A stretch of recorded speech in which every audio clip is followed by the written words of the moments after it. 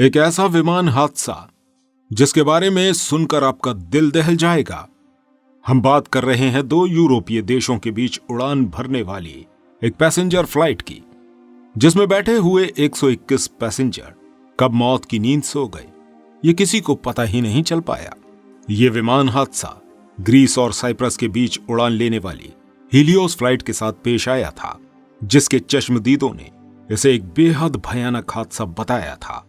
आज हम आपको अपनी इस वीडियो में इसी प्लेन हादसे के बारे में बताने जा रहे हैं, जिसमें प्लेन के क्रैश होने से पहले ही उसमें मौजूद पायलट समेत एक पैसेंजर की मौत हो चुकी थी। यह दिन था 14 अगस्त 2005 का। हीलियोस फ्लाइट 522 जो साइप्रस के लरनाका एयरपोर्ट से ग्रीस के एथेंस एयरपोर्ट तक की फ्लाइट लेने वाली थी। फ्लाइट लेने से पहले की सभी तैयारियां पूरी हो जाने के बाद सुबह 9:07 पर यह फ्लाइट लरनाका एयरपोर्ट से टेक ऑफ कर जाती है।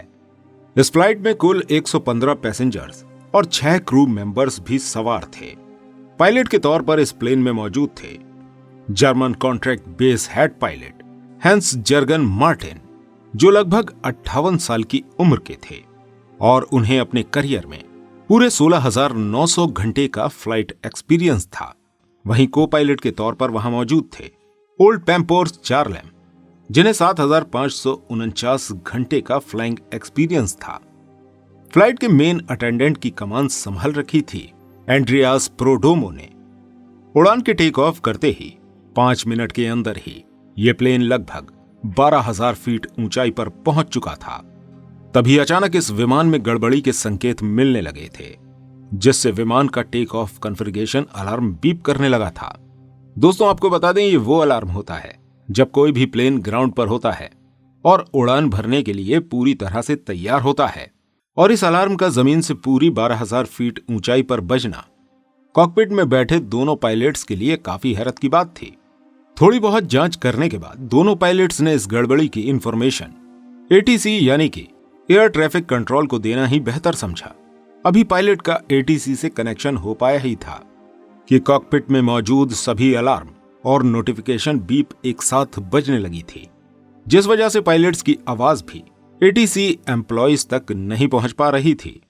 अब इसके बाद प्लेन में मास्टर क्वेश्चन अलार्म ने भी बजना शुरू कर दिया, जिसका साफ साफ मतलब यह था कि इस प्लेन के ज्यादातर फंक्शंस ओवरहीट होने की वजह से बंद हो रहे हैं। दूसरी तरफ अगर पैसेंजर डिपार्टमेंट की बात करें तो वहां पर सभी पैसेंजर्स काफी घबराहट फील कर रहे थे। उन लोगों को सांस लेने में दिक्कतें आ रही थीं, जिस वजह से उनके ऑक्सीजन मास्क नीचे की ओर आकर लटक गए थे। क्रू मेंबर्स ऐसे में सभी पैसेंजर्स को संभाल रहे थे। दोस्तों, ये तो आप जानते ही होंगे कि प्लेन में ऑक्सीजन लेवल कम होने की वजह से ऑक्सीजन मास्क अपने आप ही नीचे की ओर आ जाते हैं, और यह साफ साफ क्लियर हो गया था कि इस प्लेन में अब ऑक्सीजन की मात्रा कम हो गई थी। इस टाइम तक ये फ्लाइट लगभग 18,000 फीट की ऊंचाई पर उड़ती रही थी, और अब तक इसका एटीसी से कनेक्शन भी टूट चुका था। नॉर्मली जिस एयरपोर्ट तक इस फ्लाइट को पहुंचना था, उस रूट पर यह फ्लाइट 1 घंटा 45 मिनट का समय लेने वाली थी, लेकिन अब इसके एयरपोर्ट पर पहुंचने के टाइम से भी ज्यादा टाइम बीत चुका था, लेकिन फ्लाइट का कहीं भी अता पता नहीं था। यह विमान अब 34,000 फीट की ऊंचाई पर उड़ान भर रहा था। यह समय था 9:34 का, जब एथेंस के फ्लाइट लोकेटर ने इस फ्लाइट को लोकेट कर लिया था। इस बीच लगातार एथेंस एयर कंट्रोल रूम इस फ्लाइट से कांटेक्ट बनाने की कोशिश करता रहा। एथेंस एयरपोर्ट से 2 फाइटर प्लेन जेट इस फ्लाइट को ढूंढने के लिए निकल पड़े, और जल्दी ही उन्होंने इस फ्लाइट को लोकेट भी कर लिया था। जब एक फाइटर जेट प्लेन फ्लाइट के अंदर के हालात मालूम करने के लिए इसके बराबर से अपना जेट उड़ाना शुरू करता है, तो पाया कि फ्लाइट में पायलट सीट पर बैठा इंसान काफी देर से अपना सर झुकाए हुए बैठा है। वहीं को पायलट सीट पर भी एक इंसान मौजूद है। पीछे की फ्लाइट का जायजा लेने के लिए यह जेट विमान चालक जब पीछे की ओर गया तो उसने देखा इतने सारे पैसेंजर्स के होते हुए भी किसी ने भी उनके फाइटर जेट प्लेन को मुड़कर नहीं देखा है, और न ही कोई एक्शन या रिएक्शन किया है।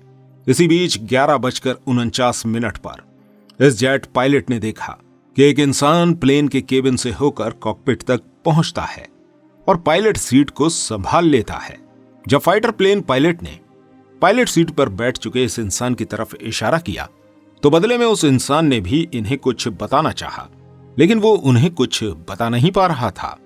उस वक्त 11:50 का समय हुआ था, पर प्लेन के लेफ्ट इंजन ने अचानक ही काम करना बंद कर दिया, जिस वजह से प्लेन एक तरफ झुक गया और इसके थोड़ी देर बाद ही प्लेन के राइट इंजन ने भी काम करना बंद कर दिया और प्लेन तेजी से नीचे की ओर जाने लगा। पायलट सीट पर बैठा वो शख्स इस नीचे गिरते प्लेन को कंट्रोल करने की नाकाम कोशिश कर रहा था और 12:04 होते होते यह प्लेन एथेंस से 4 किलोमीटर दूर पहुंचकर ग्रामेटिको हिल्स से जा टकराता है। प्लेन के हिल से टकराते ही यह प्लेन पूरी तरह से क्रैश हो गया और क्रैश के साथ ही इसमें बैठे 121 लोग एट ए टाइम मौत के घाट उतर गए। फाइटर जेट पायलट्स के लिए यह एक बेहद खतरनाक दृश्य था, जिसे देखकर वो चाहकर भी कुछ नहीं कर पाए। जल्द ही इस हीलियोस फ्लाइट क्रैश होने की खबर पूरे ग्रीस में फैल गई। लोग अपनों को देखने और पहचानने के लिए क्रैश पॉइंट पर पहुंचने लगे। ग्रीस गवर्नमेंट द्वारा फौरन रेस्क्यू ऑपरेशन किया गया और लोगों की बॉडीज को बाहर निकाला गया। हालांकि देखने में तो ये एक प्लेन क्रैश लग रहा था, लेकिन जब इस हादसे में मारे गए लोगों की ऑटोप्सी की गई तो पता चला कि इस प्लेन में बैठे हुए सभी यात्रियों की मौत इस प्लेन क्रैश से पहले ही हो चुकी थी। ऑटोप्सी की इस रिपोर्ट ने इस प्लेन क्रैश के साथ कई सवालों को खड़ा कर दिया। लोग जानना चाह रहे थे कि प्लेन में मौजूद ये 121 लोग कब, कैसे और क्यों मारे गए थे, और अगर पायलट समेत ये पैसेंजर्स प्लेन क्रैश से पहले मारे गए थे तो ग्रामेटिको तक इस प्लेन को कौन हैंडल कर रहा था। इन सभी सवालों का जवाब इन्वेस्टिगेशन टीम ने फौरन ही ढूंढ निकाला था, क्योंकि फ्लाइट में सबसे आखिर में केबिन से कॉकपिट तक जाते हुए दिखाई दिए इंसान फ्लाइट अटेंडेंट एंड्रियास प्रोडोमो थे, जिनको उन जेट पायलट्स ने भी देखा था। और सभी लोगों के मर जाने के बाद भी वो आखिर तक उस प्लेन को ग्रीस एयरपोर्ट से 4 किलोमीटर दूर ग्रामेटिको तक लेकर गए थे और उनकी ही आवाज एटीसी को प्लेन क्रैश होने से कुछ देर पहले तक 5 बार सुनाई दी थी, जिसमें उन्होंने एटीसी से मदद की गुहार लगाई थी। उनके यह आखिरी शब्द मेडे मेडे करके थे। दोस्तों, एंड्रियास के पास पायलट लाइसेंस तो था, पर उन्हें बोइंग 737 जैसे प्लेन को कंट्रोल करने का एक्सपीरियंस नहीं था। लेकिन फिर भी काफी समझदारी दिखाते हुए प्रोडोमो इस प्लेन को ग्रीस एयरपोर्ट जैसी घनी आबादी से दूर ले जाने में कामयाब रहे। इस प्लेन हादसे की जांच करने के लिए लगी हुई टीम द्वारा जब सर्चिंग करी जा रही थी, तब उनकी नजर फौरन ही उस मलबे पर पड़े पैनल के ऊपर लगे एक बटन पर पड़ी, जो प्लेन के एयर प्रेशर को सेट करने वाला बटन था और हादसे के समय मैनुअल मोड पर मौजूद था। दोस्तों, आपको बता दें कि ये वो बटन होता है जो एरोप्लेन में एयर प्रेशर कंट्रोल करने के काम आता है।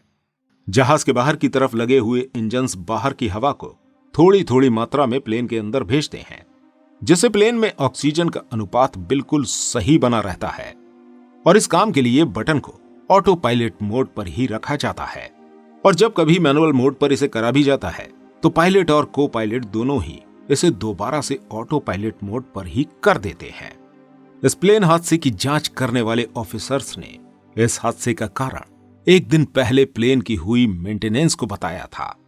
13 अगस्त को जब बोइंग 737 अपनी रूटीन सर्विस के लिए भेजा गया था, जहां उसकी सर्विस करने के बाद उसके इस प्रेशराइज्ड बटन को मैनुअल मोड पर करके छोड़ दिया गया था और बिना ये बात पायलट को नोटिस कराए प्लेन को पायलट को सौंप दिया गया था।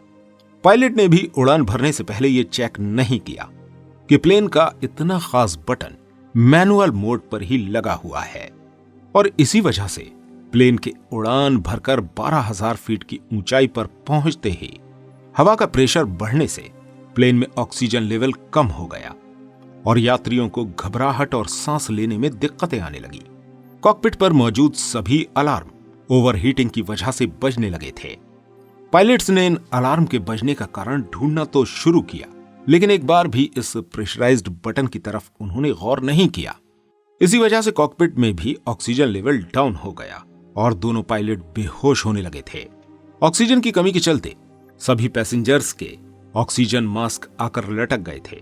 ऑक्सीजन मास्क मिल जाने के बावजूद भी पैसेंजर एक के बाद एक करके मर रहे थे, क्योंकि किसी भी प्लेन में यह ऑक्सीजन सप्लाई केवल 12 मिनट की ही पूर्ति कर पाती है। यह प्लेन ऑटो पायलट मोड पर चलते हुए ग्रीस तो पहुंच गया था, लेकिन पूरे प्लेन में केवल फ्लाइट अटेंडेंट एंड्रियास प्रोडोमो ही जिंदा बचे रह गए थे। यहां पर यह सवाल होता है कि एंड्रियास बाकी लोगों के मुकाबले इतने समय तक कैसे जिंदा रह पाए थे। तो आपको बता दें दोस्तों कि एंड्रियास एक स्कूबा डाइवर थे, जिन्हें अपनी सांसों को पानी के अंदर एक लंबे समय तक रोकने की ट्रेनिंग दी जाती है। इसी के चलते एंड्रियास प्लेन में सबसे आखिर तक जिंदा रह पाए थे और कॉकपिट में पहुंचने के बाद प्लेन को कंट्रोल करते हुए ग्रीस एयरपोर्ट से पूरे 4 किलोमीटर दूर एक ऐसी जगह पर ले गए थे जहां पर यह प्लेन क्रैश होने से किन्हीं और जिंदा इंसानों को नुकसान न पहुंच पाए, और अपनी इस कोशिश में वो पूरी तरह सफल भी हो पाए थे। इस घटना के पूरे 15 महीने बाद ग्रीस ऑफिसर्स ने जो रिपोर्ट तैयार करी, उसमें इस प्लेन हादसे का कारण उस प्रेशराइज्ड बटन को बताया गया था। दोस्तों, आपकी नजर में इस घटना के लिए जिम्मेदार कौन था? सर्विस सेंटर के लोग जिन्होंने इसे मैनुअल मोड पर करके ही छोड़ दिया था, या फिर इस प्लेन के पायलट्स जिन्होंने प्लेन को टेक ऑफ करने से पहले इस बटन को चेकआउट नहीं किया था? हमें कमेंट करके जरूर बताइएगा। साथ ही हमारी इस वीडियो को शेयर कीजिए, लाइक कीजिए, और ऐसी और वीडियोस देखने के लिए हमारे इस चैनल को सब्सक्राइब करना बिल्कुल मत भूलिएगा। मिलते हैं आपसे फिर किसी अगली वीडियो में। तब तक के लिए गुड बाय।